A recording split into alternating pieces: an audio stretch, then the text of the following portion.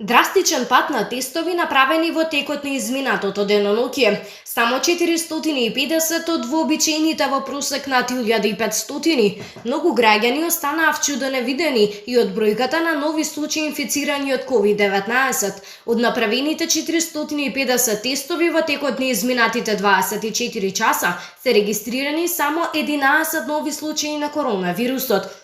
3 лица ја изгубија битката со овој невидлив непријател. Пациентот Гостивар на 51 година, пациентот Прилеп на 65 години и пациентка од Виница на 78 годишна возраст. Денеска Институтот за јавно здравје регистрира 95 оздравени пациенти.